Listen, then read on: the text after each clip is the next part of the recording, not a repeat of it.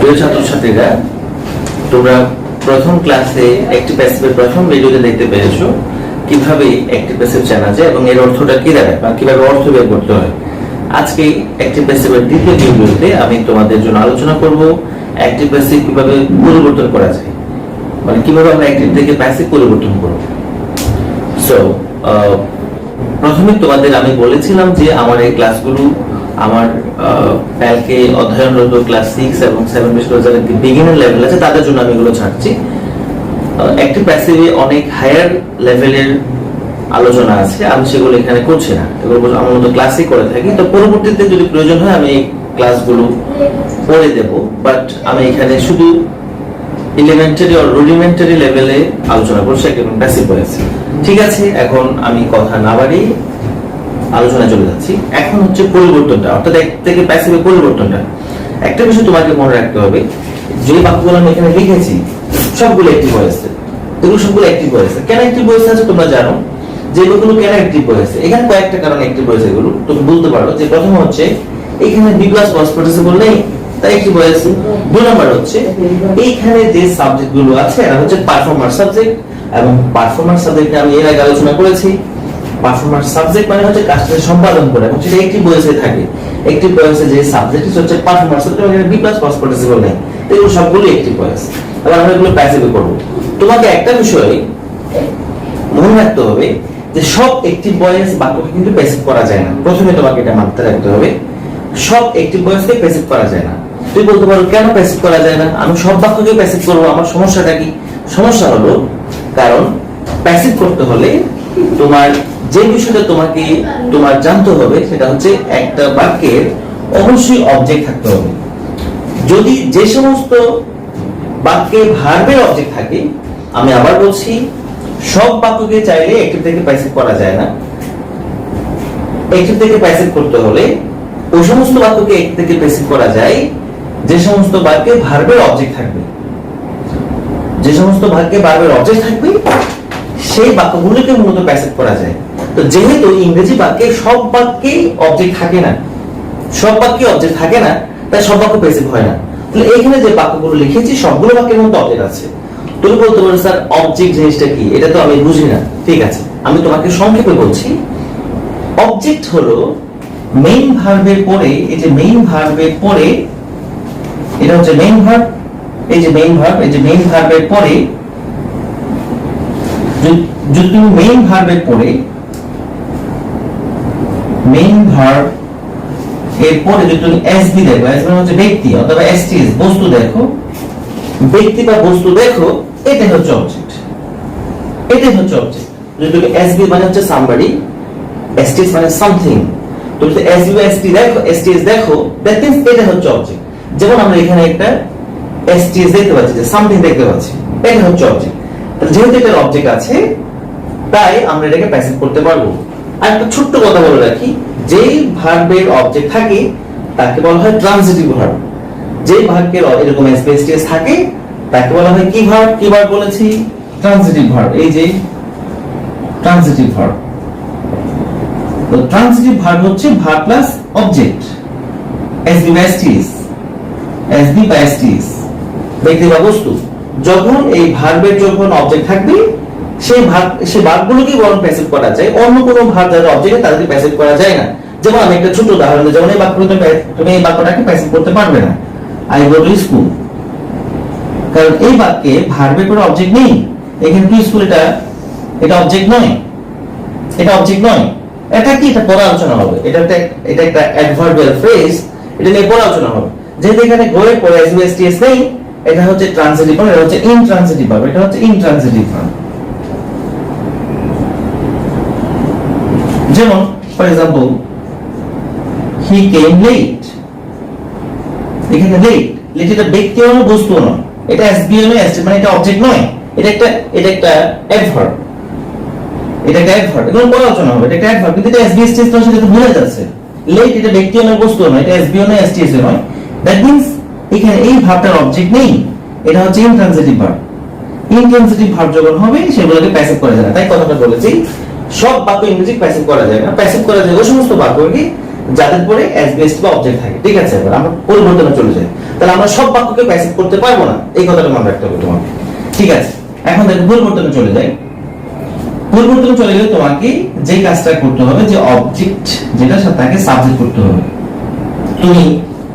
আমি তোমাকে 5টি কথা বলবো, এই 5টি কথা তোমাকে মনে রাখতে হবে একটা থেকে প্যাসিভ করার সময়। প্রথম কাজ হচ্ছে তোমাকে অবজেক্টকে সাবজেক্ট করতে হবে। 2 নম্বর কাজ, হেল্পিং ভার্ব যেগুলো আছে সেগুলো অবজেক্টের পরে অবজেক্ট তুমি সাবজেক্ট করো, তারপরে হেল্পিং ভার্বটা বসিয়ে দেবে। প্রথম কাজ কি বলেছি, তুমি অবজেক্টটাকে সাবজেক্ট হিসেবে বসাবে। 2 নম্বর, হেল্পিং ভার্বটা সাবজেক্টের পরে বসিয়ে দেবে। যেহেতু হেল্পিং ভার্বটা এখানে ছিল, অ্যাক্টিভে ছিল, তাকে প্যাসিভে বসিয়ে দেবে। যদি একাধিক হেল্পিং ভার্ব থাকে, যেমন এখানে একাধিক হেল্পিং ভার্ব আছে, একাধিক হেল্পিং ভার্ব থাকে, সেগুলোকে তুমি প্যাসিভের পরে বসিয়ে দেবে, অর্থাৎ অবজেক্টের সাবজেক্ট করার পর সাবজেক্টের পরে বসিয়ে দেবে একাধিক হেল্পিং ভার্ব থাকলে। এরপরে তোমাকে প্যাসিভের বি প্লাস পাস্ট পার্টিসিপল আনতে হবে, বি প্লাস পাস্ট পার্টিসিপল আনতে হবে, এবং বিটা বসবে হেল্পিং ভার্ব অনুসারে। এখানে হেল্পিং ভার্ব উপর আইএনজি ফর্ম আছে, ঠিক এখানে হেল্পিং ভার্বটা বসে তারপরে এই যে এটার সাথে আইএনজিটা লেগে যাবে, এখানে হেল্পিং ভার্বটা বসে যাবে, অবজেক্টকে সাবজেক্ট করবে, তারপর হেল্পিং বসিয়ে দেবে। হেল্পিং ভার্ব বসানোর পরে তুমি এই প্যাসিভ বিটা বসাবে হেল্পিং ভার্ব অনুসারে। যেমন আমি প্যাসিভ গুলো করছি, এখন দেখো কিভাবে করছি, দেখো কিভাবে করছি, তাহলে করো। দেখি প্রথমে এখান থেকে শুরু করি, এই দুটো বাক্য পরে করবো, কারণ এখানে হেল্পিং ভার্ব নেই, এই দুটো বাক্য আমরা পরে করছি। এখান থেকে শুরু করি, অবজেক্টকে সাবজেক্ট করি। এখানে অবজেক্ট হচ্ছে পিকচার্স, এসটিএস, সবগুলোতে পিকচার্স, এখানে সবগুলোতে আমি লিখি, সবগুলোতে এসটিএস পিকচার্স, হ্যাঁ পিকচার্স। হেল্পিং ভার্ব বসিয়ে দাও, মিনিমাম বসিয়ে দাও, এই যে বসিয়ে দিয়েছো। প্যাসিভের বি আনো, এই যে প্যাসিভের বি, প্যাসিভ বি এখন বি কেন বসিয়েছো, কারণ তোমরা জানো এই যে এটা চরিত্র যে মডেল প্লাস বেস ফর্ম হয়, ঠিক এখানে বেস ফর্ম হয়েছে, এই যে বিটা এখানে বেস ফর্ম বসেছে।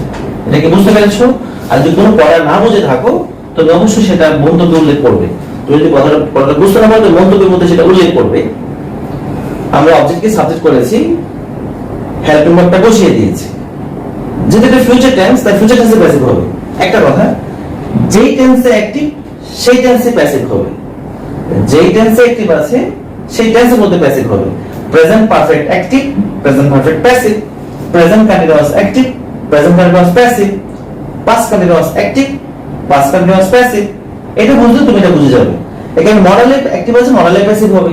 এখন অবজেক্ট সাবজেক্ট করেছি, উইল দিয়েছি, এরপরে উইলের পরে বেস ফর্ম দিয়েছি, বি বসিয়েছি, হেল্পিং ভার্ব বসানোর পরে তোমাকে এই প্যাসিভ বিটা বসাতে হবে, বি এর পরে এই পাস্ট পার্টিসিপল, অর্থাৎ এই যে মেইন ভার্বটা তার পাস্ট পার্টিসিপল করতে হবে। Pictures will be ড্রন। এরপরে এই যে যেটা তোমার অ্যাক্টিভ যেটা সাবজেক্ট আছে, সব সময় এই সাবজেক্টগুলো, এই সব সাবজেক্টগুলো বাই প্লাস এজেন্ট হবে, বাই প্লাস এজেন্ট, এটাকে বাই প্লাস এজেন্ট বলা হয়। এটাকে বলা হয় বাই প্লাস এজেন্ট। অর্থাৎ প্যাসিভে অ্যাক্টিভের যে সাবজেক্টটা থাকে সেটা প্যাসিভে কি বাই প্লাস এজেন্ট হয়ে বসে। এখন তুমি চিন্তা করো, এখানে আই থাকলে এখানে কি হবে? যদি এখানে আই থাকতো অবশ্যই এখানে বাই মি হতো, এখানে ইউ থাকলে কি হতো? বাই ইউ হতো। এখানে আস উই থাকলে, এখানে উই থাকলে উই আমরা, এখানে উই থাকলে অবশ্যই বাই আস হতো। এখানে সালমান থাকলে এখানে বাই সালমান হতো। আমি কি বুঝতে পেরেছি? ফর এক্সাম্পল এখানে অবজেক্ট যদি মি থাকতো আমরা এখানে আই করতাম। For example they will draw me, তারা আমাকে আঁকবে। For example they will draw me, me থাকলে এখানে আমরা আই করতাম। এখানে অবজেক্ট মি থাকলে এখানে আই করতাম, সাবজেক্ট করতাম আই, কারণ মি তো অবজেক্ট, এটাকে সাবজেক্ট করলে আই হয়ে যেত। এখানে আস থাকলে এখানে উই করতাম, এখানে দেন থাকলে এখানে দে করতাম। এটা কি তোমরা বুঝতে পেরেছো? যদি না বুঝে থাকো বা বুঝে থাকো, দুটোই তুমি মন্তব্য উল্লেখ করো, কমেন্ট উল্লেখ করো। অর্থাৎ দেখেছে অবজেক্ট মি থাকতো অবশ্যই আই করতাম, কারণ মি তো অবজেক্ট, এটাকে সাবজেক্ট করলে আই হতো। এখানে যদি এইখানে এই জায়গায় যে subject the passive they we থাকতো, এটা আস হতো, এখানে বাই আস। এটা আশা করি বুঝতে পেরেছো। ঠিক আছে, এই ক্লাসগুলো আমি অফলাইন ক্লাসে আমি এগুলো নিয়েছি, বোঝানোর জন্য আমি ক্লাস করেছি যাতে বুঝতে পারো ভালো করে। ঠিক আছে, নিচে বাক্যটা তুমি নিজেই করো। দে আর ড্রয়িং পিকচার্স করে দাও, অবজেক্ট বসাও, পিকচার্স সাবজেক্ট করেছো, এখন পিকচার্স হাতগুলো বসিয়ে দাও।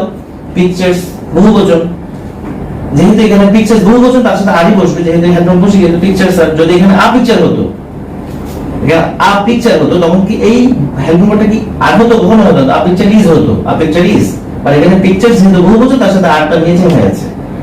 পিকচারস আর প্যাসিভের বিয়ানো, যেহেতু বিয়ের পর আইনজিভ আছে তাই প্যাসিভের এই হেল্পিং ভার্ব যেটা আছে তারপর আইনজিভ আছে, ঠিক হেল্পিং ভার্ব আইনজিভ যোগ হবে। Pictures are being past participle দাও ড্রন, এখানে দে ছিল বাই দেম হবে, সবগুলো করে ফেলো, তুমি সবগুলো করে ফেলো। They were drawing pictures, helping verb বসিয়ে দাও পিকচারস। এখানে আ পিকচার হতো for example a picture, they will draw a picture, তখন কি এখানে কি হতো? অবশ্যই আ পিকচার, এখানে আ পিকচার হতো, এখানে আ পিকচার হলে এই হেল্পিং ভার্বটা বসে কি ওয়্যার হতো? কখনোই হতো না, এটা ওয়াজ হতো, ওয়াজ বিং ড্রন। বাইরে তো যেহেতু এখানে পিকচারস আছে আমরা পিকচারস বসাবো এবং তাই এখানে তাই ওয়্যার বসাবো। বুঝতে পারছি কিনা? Pictures were being drawn by them. Next one, they have drawn pictures, তারা ছবি এঁকেছে, তারা ক্লাসে ছবি এঁকেছে, তাদের দ্বারা ছবিগুলো আঁকা হয়েছে। ওদেরকে সাবজেক্ট করো পিকচারস, হেল্পিং ভার্ব বসিয়ে দাও হ্যাভ, বিয়ানো, এরপর পরে পাস্ট পার্টিসিপল দাও বিং, এরপর আবার বিয়ের পর পাস্ট পার্টিসিপল দাও ড্রন, বাই ক্লাসে চেঞ্জ দাও বাই देम। আশা করি বুঝতে পেরেছো। এরপর দে হ্যাভ ড্রন পিকচারস কি এটা present past perfect active, past perfect passive হবে, বসিয়ে দাও পিকচারস। পাস্ট পারফেক্ট হেড ছিল সেটা আমরা বসিয়ে দেব পাস্ট পারফেক্ট হেল্পিং ভার্ব, অর্থাৎ past perfect active past perfect passive হবে। Pictures had been drawn by them। এইভাবে সবগুলো আমরা করতে পারি। এখানে দুটো হেল্পিং ভার্ব আছে, দেখতে পাচ্ছ এখানে দুটো হেল্পিং ভার্ব আছে, দুটো হেল্পিং ভার্ব এখানে বসে যাবে, এটা future perfect active future perfect passive হবে। পিকচারস দুটো হেল্প বসিয়ে দাও, ফিউচার পারফেক্ট দুটো helping verb have will have, passive be আনো,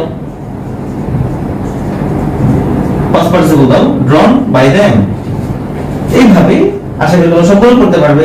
ঠিক আছে, করে দাও এটা মডেল ভার্ব আ পিকচার, এখানে আমি সব অবজেক্ট চেঞ্জ করে দিয়েছি আ পিকচার, যাতে তুমি বুঝতে পারো আ পিকচার।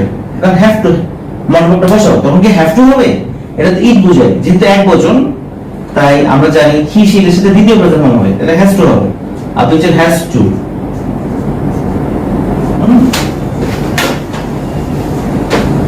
By them. এখানে একটা ছোট্ট পরিবর্তন আছে, দেখো এখানে আছে হ্যাভ টু বাট এখানে হয়ে গেল হ্যাজ টু, কারণ সাবজেক্টের কারণে এটা হয়েছে সিঙ্গুলার সাবজেক্ট তাই হ্যাজ টু হয়েছে, প্লাস হলে হ্যাভ টু হতো। আর মডেল প্লাস আমরা জানি বেস ফর্ম, এই বিটা আসলো কোথা থেকে? এটা প্যাসিভের বি, এটা প্যাসিভের বি, এই বি থেকে এটা এসেছে, এইখানে সেটা এসেছে, এই যে এখানে সেটা এসেছে, এইখানে সেটা এসেছে, এটা এখানেও যেখানে এসেছে, ঠিক আছে। তারপর they had to draw a picture, এটা তুমি করে দাও a picture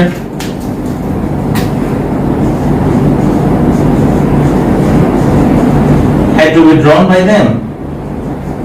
এখন তুমি যে কোনো বাক্য যেহেতু প্যাসিভ আছে তুমি সে করে দিতে, একটা থেকে প্যাসিভ করে দিতে পারো, যেহেতু তুমি বিষয়টা বুঝতে পেরেছো, বিষয়টা তোমার কাছে আলোচনা করা হয়েছে। অবজেক্টে সাবজেক্ট করো a picture, মডেলগুলো যেগুলো মডেল বসিয়ে দাও, এখান থেকে যেগুলো মডেল বসিয়ে দেবে, প্যাসিভে বি আনবে, পাস্ট পার্টিসিপল দেবে বাই देम। ঠিক আছে, এখানে দুটো হেল্পিং দুটো বসিয়ে দেবে আ পিকচার,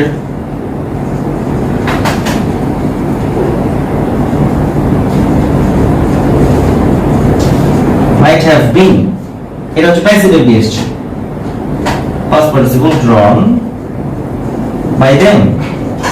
ঠিক আছে, এখন এই দুটো বাক্যের মধ্যে এগুলো এখানে কোনো হেল্পিং ভার্ব নেই, যেহেতু হেল্পিং ভার্ব নেই তাহলে এখানে হেল্পিং ভার্ব বসানোর সুযোগ নেই। আমরা এখানে অবজেক্টকে সাবজেক্ট করি পিকচারস, যেহেতু এখানে হেল্পিং ভার্ব নেই তাহলে প্যাসিভে বিটাই বসে যাবে, এখানে প্যাসিভে বিটা বসে, তাহলে আমরা বি বসিয়ে দেবো এখানে না, এখানে বি বসাতে পারবো না, বিটা বসবে এই ফর্ম দিয়ে, এটা তো প্রেজেন্ট ফর্মে আছে, তাহলে এখানে বি এর প্রেজেন্ট ফর্ম হচ্ছে এম ইজ, এগুলো বসবে। পিকচার পরে কি ইজ হবে না, কখনো ইজ হতে পারে না, বহুবচন পিকচারস কে এম হবে, এম তো আই এর সাথে, বাকি আছে আর, যেহেতু এটা বহুবচন আর হবে, pictures are drawn by them. ঠিক আছে, এবার করা তুমি করো। they drew pictures past simple আছে, তুমি অবজেক্টে সাবজেক্ট করো pictures। যেহেতু এখানে কোন হেল্প হবে তাহলে বি বসবে, যেহেতু বেসিক্যালি বিতে বসে যাবে, তো বি বসবে এখানে, বি এর পাস হবে, যেহেতু পাস ওয়াজ ওয়্যার হবে, pictures were drawn by them। আশা করি তোমরা এখন এই বাক্যটি বোঝার মধ্য দিয়ে, এখানে তুমি হাজারটা বাক্য যদি বলা হয় এখন তুমি আশা করি তুমি পারবে, যে কোনো বাক্যকে তুমি টেন্সে পরিবর্তন করতে পারবে, এবং তুমি এখানে সবগুলো হেল্পফুল ভাবে আলোচনা করেছি। তৃতীয় যে বিষয়টা, যদি বাক্যগুলো নেগেটিভ হয়, তো নেগেটিভ আমরা যদি নট হয়, এখানে জাস্ট নট হবে, তো নটটা এখানে বসে যাবে। এটা তো কঠিন কোনো বিষয় নয়। যদি নেগেটিভ হয়, এখানে যেমন নটটা হবে, এখানে নটটা হবে, জাস্ট পার্থক্য এখানে নট হয়, এখানে নট হয়, এই নটটা এখানে হবে নেগেটিভ বাক্যের ক্ষেত্রে। They have not drawn the pictures have not been drawn by them. They had not drawn the pictures had not been drawn by them. They will not draw the picture, they will not draw the pictures, they will not have drawn the pictures in class. Pictures will not have been drawn by them